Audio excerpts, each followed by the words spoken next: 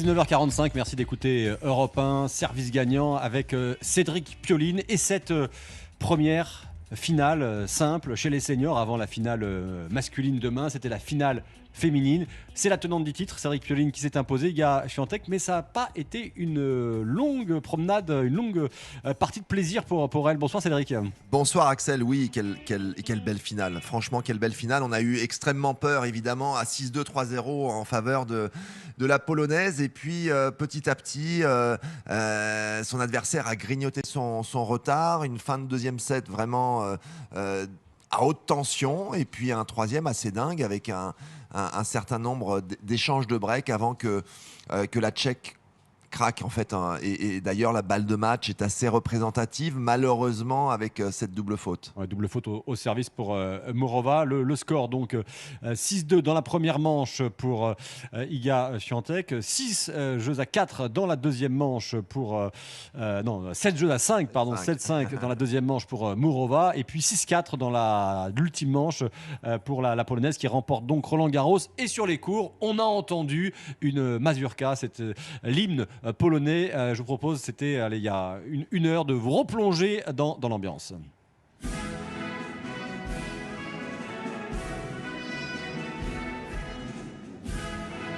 Voilà, la mazurka de Dąbrowski. Je suis allé vérifier le nom de l'hymne polonais.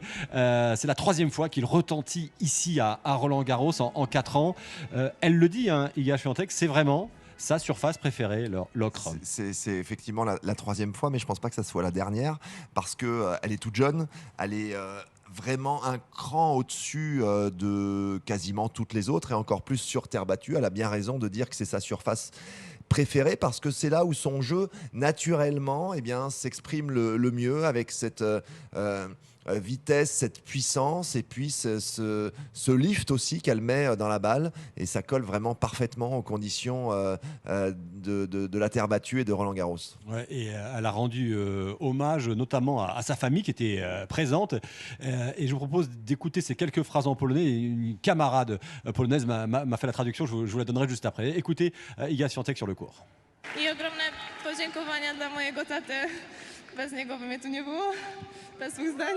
Voilà, en fait, elle rend hommage à son papa qui était en tribune, qui est un ancien sportif olympique qui a fait de l'aviron au niveau olympique, donc sportif de très haut niveau. Et elle explique que c'est quand même grâce à lui qu'elle est arrivée là, cette jeune joueuse qui vient de fêter ses 22 ans. La terre battue, c'est sa surface de prédilection, mais ça ne l'a pas empêché de remporter en fin d'année dernière l'US Open qui se joue sur dur. Oui, bah comme peut-être un peu comme Nadal en fait en début de carrière, qui était hyper spécialiste de la terre battue. Et bien petit à petit, il a complété son jeu pour aller s'imposer sur les autres grands chelems. Et je pense que c'est exactement ce que va faire la Polonaise en prenant aussi de la confiance, comme elle l'a fait en gagnant l'US Open, et probablement en allant gagner sur dur. Je pense qu'il n'y aura pas de problème, et elle l'a déjà prouvé. Par contre, sur gazon, il y aura peut-être un petit peu plus de boulot pour elle, où il faudra qu'elle vraiment elle complète son jeu et son petit jeu notamment. Quand je regardais les statistiques, c'est la première fois depuis 2007 et Justine Henin qu'une joueuse conserve à Roland-Garros son titre. Et Justine Henin, on l'a rencontrée là, puisqu'elle est sur le plateau de la télévision à côté de celui d'Europe 1. On l'a rencontrée à la sortie de son direct. Elle expliquait que ça faisait du bien d'avoir une joueuse comme ça, hargneuse, qui avait vraiment la mentalité d'être une numéro 1 mondial, parce que c'est ce qu'on a souvent reproché au tennis féminin. Enfin, est-ce que c'est un reproche? Je sais pas, mais on a un peu critiqué le tennis féminin ces dernières années en disant ça a changé trop, on savait plus qui était numéro 1 mondial. Et elle, c'est la patronne, et elle l'a encore prouvé sur cette finale où à la fin il y a quand même Mourova qui revient, qui est presque en mesure de passer devant, et elle dit non, c'est moi la chef. Vous avez raison, elle a été tout d'abord challengée sur cette finale par Mourova, et puis d'une manière plus large, elle s'impose vraiment comme la patronne du circuit féminin, avec une avance d'abord confortable en termes de classement et de points par rapport à sa dauphine, et vraiment de se dire que depuis, en fait, c'est assez marrant, parce que son accession l'année dernière à la place de numéro 1 mondial a été faite sans jouer, hein. Ça a été Barty qui a pris sa retraite, et elle est automatiquement passée, puisque l'Australienne avait demandé à être retirée du classement, et depuis, elle a vraiment endossé ce costume sans aucun problème, et elle assume. Elle l'assume effectivement et on l'a encore vu aujourd'hui. Face à elle, il y avait quand même la belle performance, hein, il faut le souligner, de Mourova, 43e mondiale, qui n'avait jamais disputé de finale en tournoi du Grand Chelem. Elle avait quand même été déjà demi-finaliste à l'Open d'Australie il y a 2 ans. Et elle a un jeu qu'on a envie de voir plus souvent, hein, Carolina Mourova, du haut de ses 26 ans. Elle fait beaucoup de services volés, elle monte au filet. C'est quand même un jeu offensif, même s'il y a eu beaucoup de déchets et beaucoup de fautes aujourd'hui. Oui, un jeu offensif moderne où elle est vraiment capable du fond du court de tenir l'échange, de placer des accélérations. Et c'est là où elle est vraiment, je pense, embêtante pour ses adversaires. C'est qu'on ne sait jamais trop à quoi s'attendre. Est-ce qu'elle va rester au fond? Est-ce qu'elle va glisser une amortie puisqu'elle a un très beau toucher, ou venir au filet, ou ma foi, elle a une superbe volée. Et donc où elle sent bien le jeu. J'espère que ce tournoi, qui est une superbe aventure et une superbe réussite pour elle, va être l'ouverture pour de nouvelles perspectives, et surtout que son corps va la laisser tranquille parce qu'elle a été vraiment handicapée par de nombreuses blessures ces dernières saisons. Donc espérons qu'elle a tout à fait le potentiel pour être dans les 10 premières mondiales, et avec ce résultat de finaliste, elle devrait quand même vraiment faire un bon classement. Voilà, Iga Świątek, elle, qui conserve donc son titre à Roland-Garros avec sa tenue toute blanche qui faisait presque penser à Wimbledon. Iga Świątek, demain à la même heure, est-ce qu'à votre avis, Cédric Pitoline, la finale masculine sera terminée, puisqu'on a d'un côté l'homme aux 22 tournois du Grand Chelem, Novak Djokovic, et de l'autre, un Norvégien beaucoup plus jeune, qui est à sa 3e finale et qui a perdu les 2 précédentes. Je parlais de Casper Ruud. Oui, oui, alors c'est vrai que sur le papier, il y a un déséquilibre avec un ultra favori qui est Djokovic, et qui, bon, comme on l'a dit et on le sait, est à la quête de son 23e titre du Grand Chelem pour passer devant Rafael Nadal. Donc je pense que Rafa, s'il regarde, à mon avis, a une petite préférence peut-être pour la Norvège.